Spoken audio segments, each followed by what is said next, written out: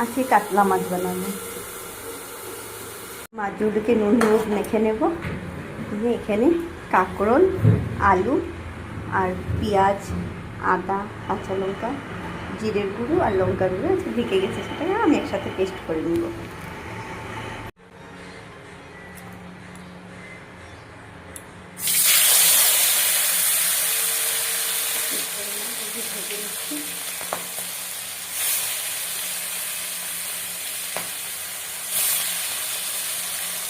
মাছগুলো এক এক করে ভেজে নিয়েছি।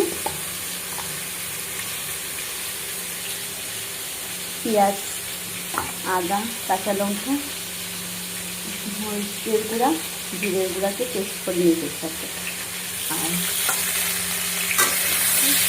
কাঁকড়ের আলুকে ভেজে নিচ্ছি। ভেজে রেখেছি।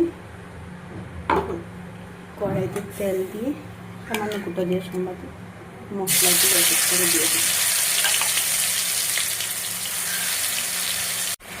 মশলাগুলো ভেজে রেখে সামান্য তেল থাকবে, সাইড দিয়ে দেখা যাচ্ছে তেল ছেড়েছি। সামান্য থেকে কাঁকড়ের আলুটাকে দিয়ে দেবো।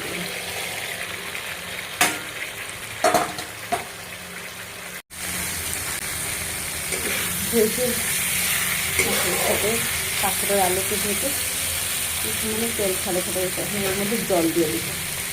জলটাকে আমি একটু গরম করতে বসিয়েছি। একটু ঝোল বানাচ্ছি, মাছের পাতলা ঝোল।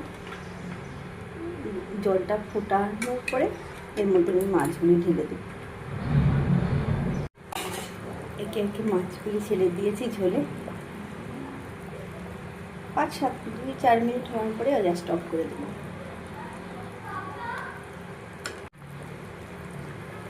কে করে বললাম তো, ছেড়ে দিয়েছি মাছগুলি। 5-7 মিনিট পরে অফ করে দেবো গ্যাসটাকে।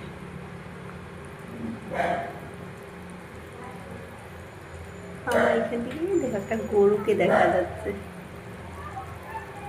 এই